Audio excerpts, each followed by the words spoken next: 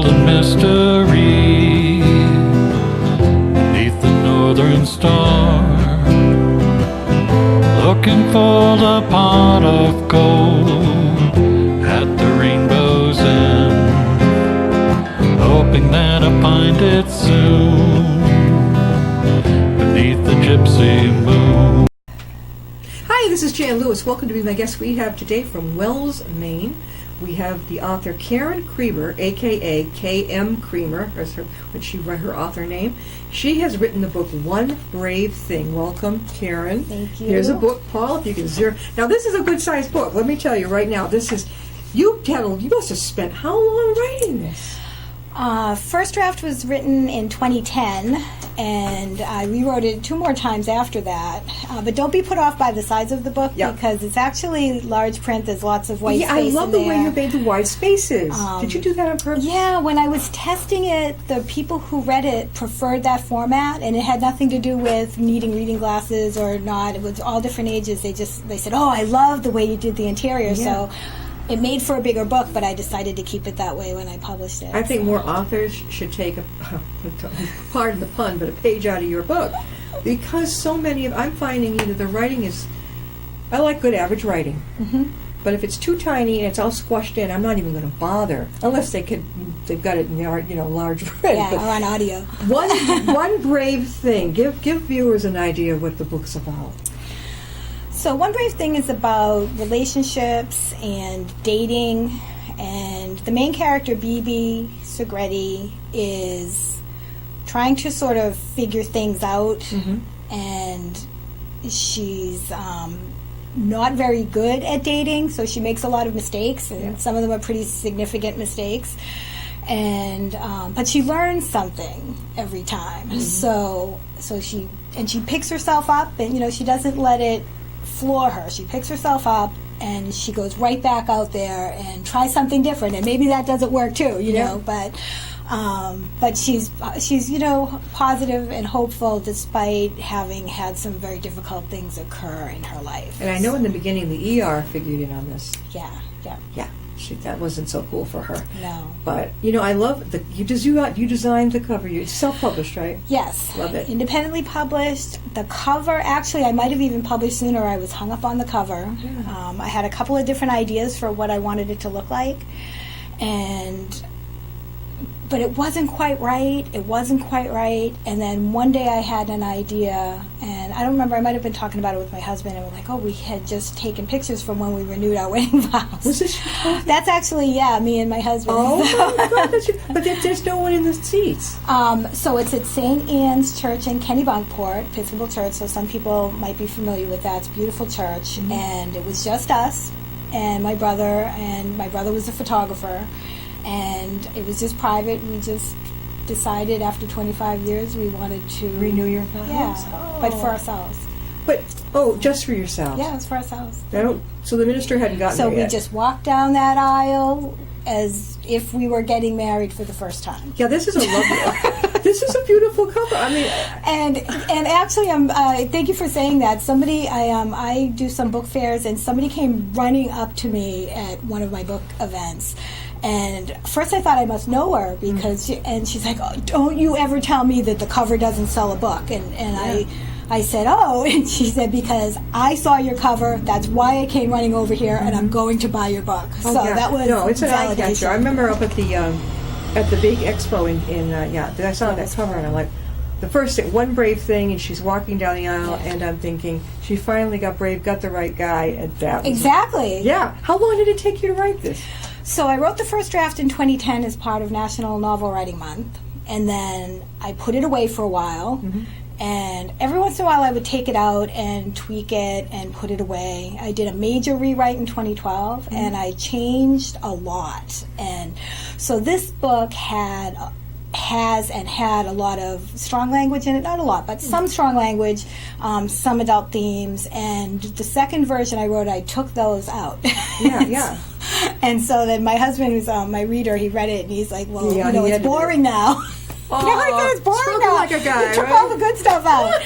And I was like, oh. So I was, at the time, my children were younger, and I thought, oh, my daughter's going to read my book, and, I don't want them to know their mom knows about this stuff. Yeah. So, How old are your kids now? so now my son's 25, my daughter's 17. My son's 24. Okay. So you know, oh my, good Lord, you don't look old enough to have Thank you, nor do you. I would think you'd have little ones at home. Thank you. No, so now they're older. It's not as much of an issue. So last year, 2014, I decided to give it one more shot. I'm sitting in the car in the driveway with my husband, and he says, so, are you ever going to let anyone read your book that you spent all these years writing? Yeah. And so my first thought was no. I did. I wanted people to read it, and that's why I kept writing it. And so I said, okay, so I'm going to start again. I'm going to take this, all of the versions, start again and rewrite it. And I did. And what I did differently this time, and this is advice for anybody who's on the fence and maybe wants to publish their writing, but isn't sure about how to actually let someone who's not a relative read it. I had a friend who said, when can I read what you're writing? Yeah. And I always said, someday. And one day I decided to be brave and said, okay, I'm going to send her 2 chapters.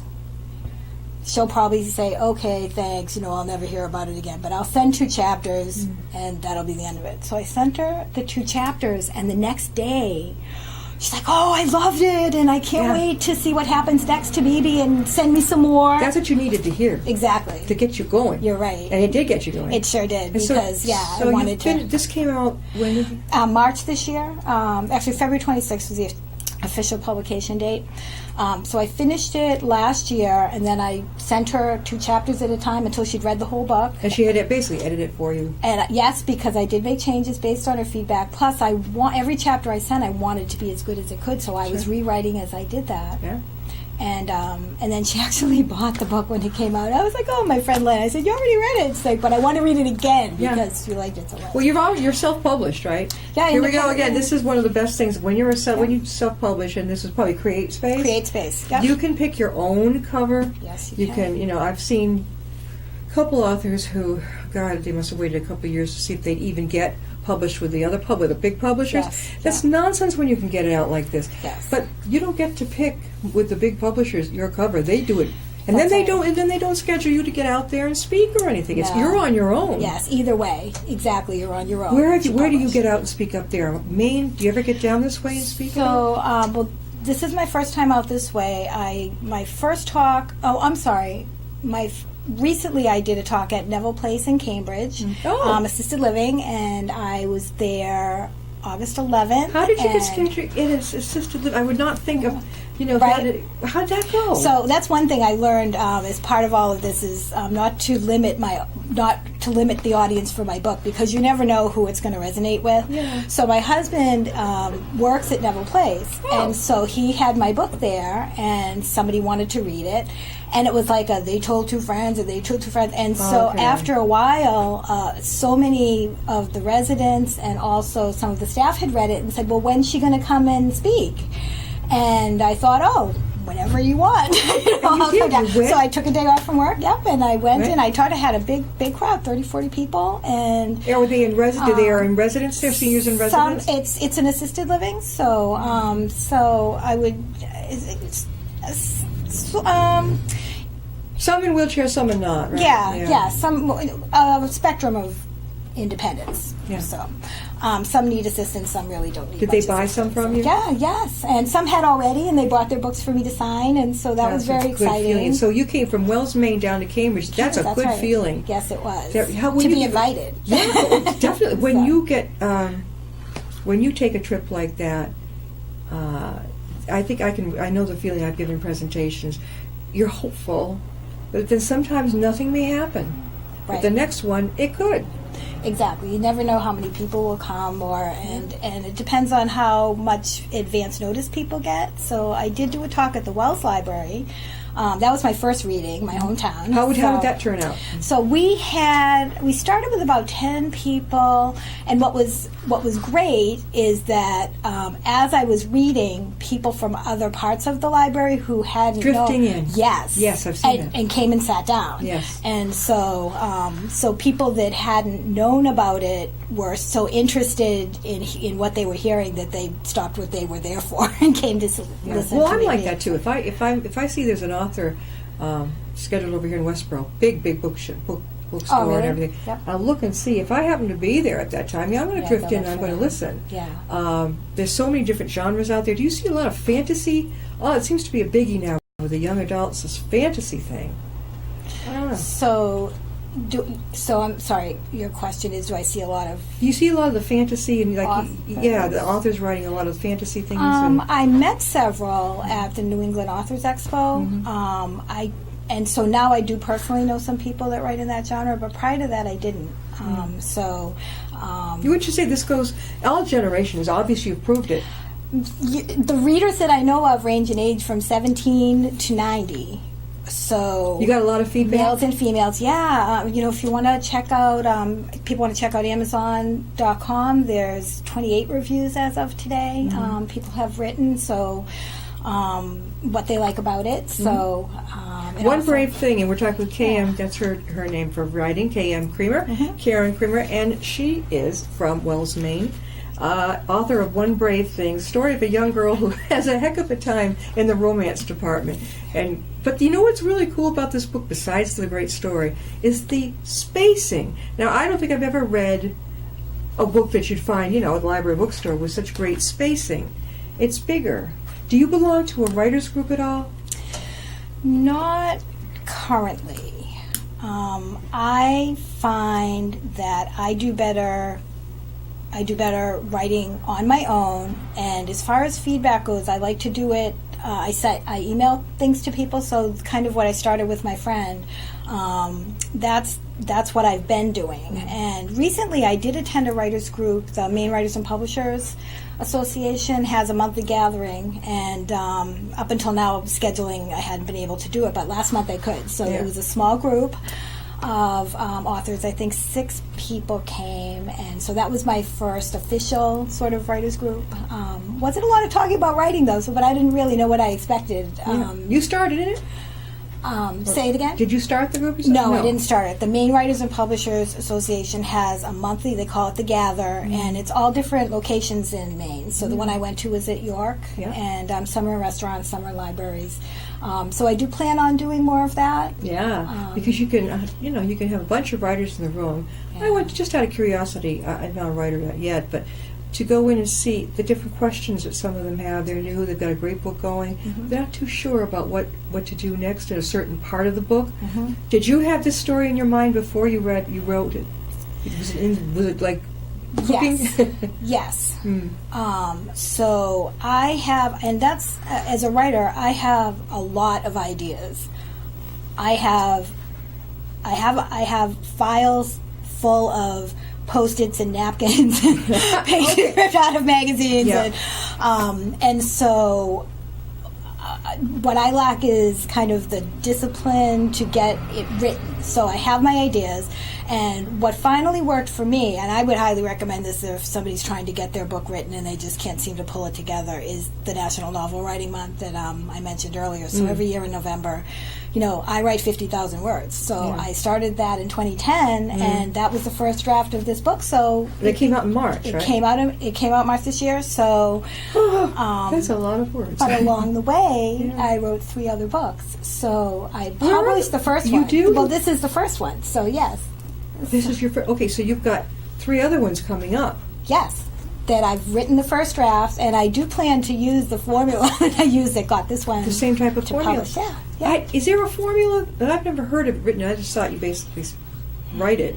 Is there a formula that writers use? I don't think so. No. I've talked to lots of different writers, and I go to a lot of author talks at bookstores and libraries, and everybody sort of has their own way they pull it together. You go to other authors to absolutely. Yeah, it's interesting to see everybody. Some are very introverted, but they still will stand up there. Sometimes they'll do author like 3 up in Milford Library. They'd have 3 Yeah, at a 3 time, at a time. or Yeah, 1 I've at a seen time. that. There's so much of a call for. Did you grow up in this area in Portland, in the Wells, Maine area? I grew up in the area where the book is set. Oh, okay. Boston, Medford area. So you know New England pretty well. Yeah. Yeah, but now what's on the docket next? What's coming up? So I'm on the fence, actually. There's another book that follows this one, and it's the same characters. And then there's a third book with some of the same characters. So it may be the follow-up to this, or I have written one nonfiction book. So I'm also a nurse, and I have... You're a nurse? Yes. So that slipped out. Yeah. I'm also a nurse. So I'm a registered nurse, and I have a strong interest in metaphysical healing, and so I wrote a book that sort of describes my transitioning from the allopathic medicine that kind of we all grew up with to the more alternative type healing modalities, Yeah. Reiki, crystal healing, massage, all of those sorts of things, and how I'm bringing them all together And you're a in my nurse. practice. Yes. Are you a full RN? Yes. Yeah. Where Registered do nurse. you practice? I currently work as a health coach, and I get to work from home. I'm so lucky. And You're a health coach. Yes. All these things are coming out, but you don't hide them from us. Okay, so I'm a registered nurse. I have been since 1994, and I worked in all different types of nursing, which is why I chose it as a profession, because if you have an interest in something, there is a branch of nursing that you can, investigate it through. So currently I work over the phone. I do some triage. I talk with people about their chronic health conditions. I help them make healthcare decisions if they're... How do they connect with you? I find like a lot of coaches starting out don't know quite how to, they might put an ad on this and that, but Yeah. how do you get people to come to you? So I've only just started with private practice. So right now I work for a company where other companies employ us. So, okay. You're not independent. Okay, you work through a company. Yes, and Okay. what the easiest way to connect with a nurse health coach, most likely for most people, would be to just flip over their health insurance card, and there's a number on the back. One of the numbers will be to speak with a nurse. It might be an Ask a Nurse, or they call it different things, but Okay. or through your doctor's office. There's lots of ways to connect. So with I a can nurse see you health being a coach. health coach. I could see that you would be a cheerful type of influence on somebody. Oh, I can thank see. you. Do you do hospice at all? I was a hospice nurse. How did I get that feeling? Yeah, you definitely have. What did you think of doing that? I loved working as a hospice nurse. One of the best things about hospice is it truly is patient and family centered. Yeah. And even with the regulations and the paperwork and all of that, I never met anybody who worked in hospice that wasn't completely focused on their patient, their quality of life, but not just the physical, the spiritual, the emotional, the whole fun, person. Fun. The whole person. Yeah. And that, to me, that's really, that's the heart of nursing. Yeah. And you don't always have the freedom or the luxury or the time to practice that way in other settings. But that was what drew me to hospice. Boy, you're a girl of many talents here. Jeez. Usually somebody will sit down and they'll load me with what they do. This was like, oh, and I'm this. This is wonderful. So besides being a good author, excellent author, Thank you. you are a health coach. Any other secrets? Is that it? Wife and mother. Oh, well, okay. Oh, I know that. That's Sorry. Karen. Again, how can people get One Brave Thing? Okay, so One Brave Thing is on Amazon.com. You can go to my website, KWrites.com. There's links there. You can go to most local bookstores in the Wells area have it. Portsmouth, New Hampshire, River Run has it. The Wells IGA has it. So if you don't see it, ask and they can order it. So wherever you are, ask your local bookseller and they can order it. So I am getting the word out and putting it in different stores, but you can help by asking That's for great. it. Now, So. now shifting over to your health coach, does it have to be someone in Maine? No. No. I am licensed in 50 states, and so, but it depends on how you connect and who you connect with. And if you're working with a private RN health coach or just a health coach, then you'd want to ask them about how they came to be, because there aren't any sort of regulations. Why did you leave hospice? You're a natural for that. You know what? So both my parents died from cancer. And my mother, when my mother was diagnosed, and she had a very difficult death, but it was with hospice, it was at home, and as bad as it was, I believe the best it could have been under the circumstances, because she had hospice there. So that's when I decided I wanted to do that. Yeah. So I did. I was a hospice nurse, and I actually had another job. So I did this around my other job, and I did it for 2 years. During that time, my father was diagnosed, and then he died at home with hospice. My gosh, girl, And his was wonderful, if you can speak of death that way. His was different. Yes, he 2 days before he died, he was eating a clam dinner in bed with his, fried clams and fries and whatever. Your parents must have been young, young, yeah. So, so the first visit I did after my father died, I pulled up to the house, and I'm sitting in the car, and I start crying, and I was like, oh my gosh, okay, and but it kept happening. So I thought, well, that was my hospice career, that was a natural culmination to it. So, not that I would never do it again, but at the time it was time to stop. I think that you had first-hand experience with your own family. Mm-hmm. That's very valuable. Yeah, see it from both sides. One brave thing. Now, your next book, is it going to be as fat as this? I haven't decided yet, because it isn't. First you get a draft copy, so you can see how big it is, how many pages it is, what it looks like. So I haven't decided if I'm going to stay with the format of that, and it will depend on if I do the sequel to that first or the Metaphysical Nurse book next. So I'm not sure which way I'm going to go. And I've been thinking, I blog, so I have a couple of different blogs, and I'm thinking of asking my readers that question. That's a good thing to do. Because that's what I did with this one, and they liked this. So probably as I'm finishing up and getting ready to publish the next one, I'll just say. But it's going to be about a metaphysical nurse. So the Metaphysical Nurse book, a nonfiction book, and it's about how to sort of navigate all of the things out there, how I do. I would love to read that. So. You got to let me know. That sounds so good. Because it's confusing, and sometimes you really do. For example, if you have a cancer diagnosis, you have your healthcare team, your allopathic, your traditional medicine. You have your team, but there are so many other things out there that can help with your quality of life. Yes. And where do you start? And so I can talk about in my book what I talked about, how I decided what to try and how I tried it, and what things I felt like were worth it and helped me, and what things didn't so much. And so that's kind of the gist of that. Have you started it?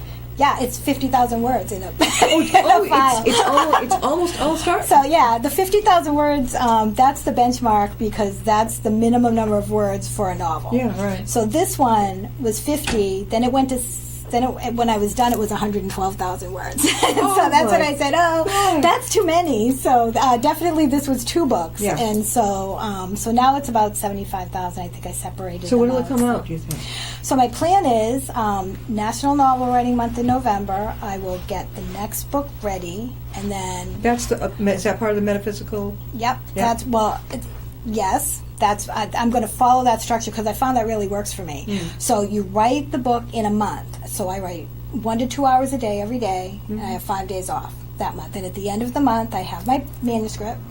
And then now what I will do is 2 chapters at a time to my readers, and maybe more than one this time. Right. And CreateSpace, I was set up with CreateSpace because of National Novel Writing Month, so that's why I decided to publish through that. Oh, this is going to be fun. That will be out pretty soon. I'm planning to have the next book out in the spring. So spring 2017, it'll either be How to Stay Married in Midlife, which is the sequel to this, or The Metaphysical Nurse, or maybe both. Depends on how...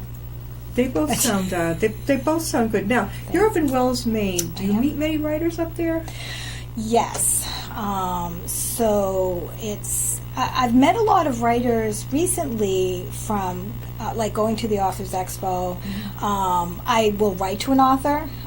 So, for example, if I've read somebody's book and I loved it, now I think, oh, I'm going to tell them because I would love to hear. I do love hearing from people that they enjoyed my book. So I will email them, and I've gotten into some relationships with writers that way. Sure. And so events and writing to them, and sometimes you can connect through blogs. Also through the Wells Library, I've met some writers. Even at Neville Place, when I did my talk there, there's actually there was a resident there who had written a book In Cambridge. in Cambridge, Neville Place, and I said, "Oh, I want to read it," and so I do. I spend a lot of time reading other authors' works, and I review them, and they're on my blog at K.Wright. So we've got about 5 minutes left. Okay. One brave thing, K.M.Creamer. Her name is really K.M.Creamer. Yes. And I think you'll enjoy this because not only the storyline of a young girl who keeps messing up romantically, but the spelling. It's a very easy to see visual. She did a really unique thing. Is it double spaced or triple? It's like 1.5 spaces. That's amazing. It looks almost. It's a subtle double-spaced. change, but it made it a little. It That's did make why it for a longer book. That's why it feels fatter than others. Yeah. Because of that, and it took a. How can they get a hold of your book? So you can go to Amazon.com. That's probably the easiest way because you can access that from anywhere. You can ask your local bookseller. You can go to my website, kwrights.com, and there are links there's a page that says where to find my book, and all of the stores that carry it are listed, and so shouldn't be too hard to find. Or Where's your next gig? Where are you going to be appearing? So my next one is September 26th, Monday evening, 6 p.m. I'll be doing a reading at the Kennebunk Public Library, and please come. If I'm finding lots of people, some are in Kennebunk or come up for the foliage, so there could you got their foliage coming up not long. right. Thank you, Karen, for being on the show, making the trip down from Wells, Maine. Thanhanks for inviting me. You're welcome. I appreciate it. If you made a hit at that assisted living, that's a big hint. Keep doing it. Yeah. Really, I had an author friend who wrote a book. It's in the little things, and I can't think of her name. I never thought for once that she would go to. I thought, they won't want to spend the money, but they did. They, really, I when I look, I think, well, they're probably on very fixed income. They're not going to be able to afford it, but they find a way. Well, and I guess the bottom line is readers are readers. Yeah. Readers love to read, and readers are everywhere. So No matter your age. Yeah. I know I prefer this book form. I'm not ready to be reading it off a machine. Yeah. This is what I want to hold in my hand. It is on Kindle, though, for people who want their machines, You do. and there are people that are dedicated, so you can get it on Kindle on Amazon.com. But I'm with you. I like to hold it in my Karen's hand. going to bring a copy downstairs to the. If you're not Yes. around you, but anyways, the Upton Library to be on hand there for you to borrow Absolutely. too. So, I think that'll be a lot of fun. Yes. Thanks so much for coming. Thank you. I appreciate you having We'll see you me. next time and be my guest.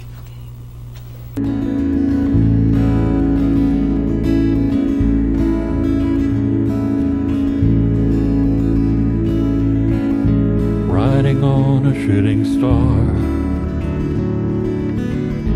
heading out toward a dream. Tomorrow's even closer than it seems.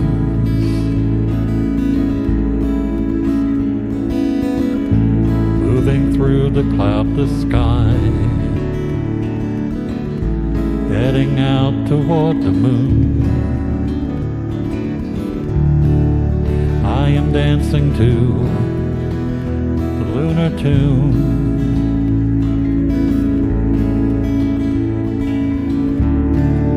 Life goes by so quickly,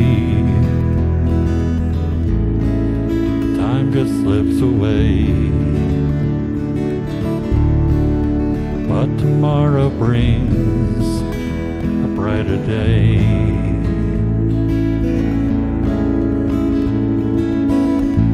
Soaring out among the planets.